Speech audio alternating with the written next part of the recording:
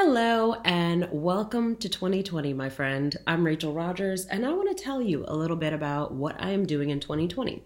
So you might be the type of person that is still trying to figure out, what am I doing for the new year, right? You might have just ended 2019, Christmas was on a Wednesday, it was a little weird, and so now you're trying to figure out, okay, what am I doing with my life this year? But it's already this year. Right? Like there's a lot of pressure. So one of the things that I love to do is be nosy and find out what other people are doing. And that kind of helps me and inspires me. So I thought that hopefully I could share with you what I'm doing for 2020 and maybe that would inspire you. So let's talk a little bit about what I did for last year. So last year was 2019, and I am the CEO of a company called Hello7. And so what I did last year was grow that business. So we grew that business from about 1.1 million to $2 million. Yes. Now we have multi-million status, which is very exciting. And how did we do that? Well, I grew my team, right? Because if you want to grow your revenue, you got to grow your team. So I grew my team from about 3 contractors to 12 employees, and we have a couple contractors still, but most of those folks are full-time employees, which is really amazing. So we have an incredible team that we grew. I got a book deal with HarperCollins Leadership. So my book, We Should All Be Millionaires, is coming out in 2021. Get ready to buy it, all right? And get ready for lots of promotion around it. So I got a book deal. What else did I do? I did some speaking. I traveled around the country. I did a lot of coaching in my business. I run a mastermind and I created some new offers. I killed some offers and tried some other things, rejiggered things, right? So that's kind of what I was busy doing last year. Oh, and also I'm a mom, right? So I was taking care of my 4 babies and, being a wife and, a friend and a daughter and a sister and all of that. So that was my year last year. And so coming off of that year, I'm thinking about, okay, what do I want to do with my life for 2020? What feels important? Where am I going to focus, right? So I already have a book deal, so I got to write this book. Damn it, that's the hard part.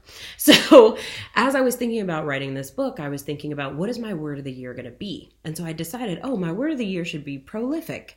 I want to be prolific. I want to write a book. I want to be seen everywhere. I want to be heard everywhere. I want to share interesting ideas. I want to share wisdom with the world and be an intellectual. So my word of the year is going to be prolific. And then I tried that on for a couple of days. And then I realized that sounds like a lot of work. You know what?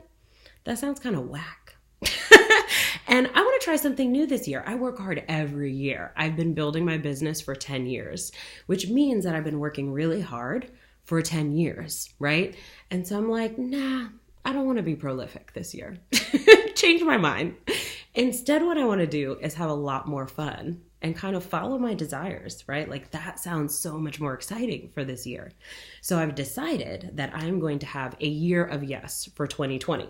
So what is a year of yes? It's just like that Shonda Rhimes book where I'm just going to say yes to everything that sounds amazing, right? I'm going to try everything. I'm going to follow my heart. I'm going to try different things and have a lot of fun along the way. And everything that sounds fun and interesting, I'm going to do that. Even if it sounds challenging or exciting, like that might be something I want to say yes to.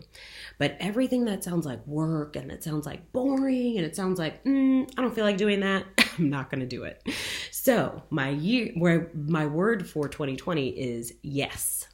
Yes to everything that Rachel wants and no to anything that she doesn't. Okay.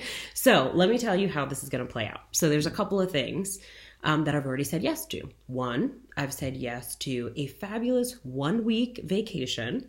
I'm going to go on a vacation with my amazing friend, Alexandra Franzen, in Hawaii, and I'm going to work on my book with her for a whole week, right? And work on getting my book done over the course of a week and just write as many chapters as I can in 7 days in beautiful Hawaii. Because duh, right? Yes, I want that.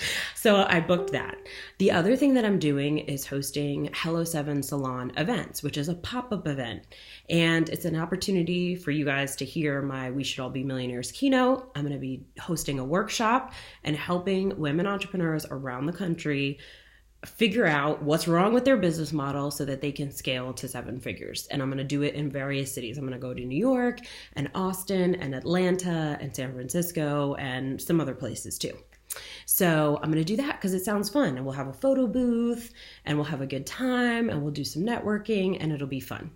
So those are 2 examples of things that I've said yes to for myself already this year. And I'm just going to say yes to a whole lot more, whatever sounds fascinating and fun and exciting. So I want to encourage you to try that. What if you approach 2020 and you're planning for it, instead of saying, ooh, I'm going to work hard. What are all the things I'm going to do? What am I going to accomplish? What if instead of saying that, you said, what sounds like fun?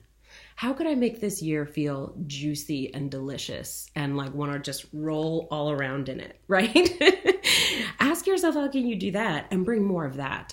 Because I have some friends who tell me that if I have more fun, I'll make more money. And I'm just going to try it. And maybe I'll go bankrupt by the end of this year, or maybe I'll make a whole lot more money. We'll find out. Stay tuned.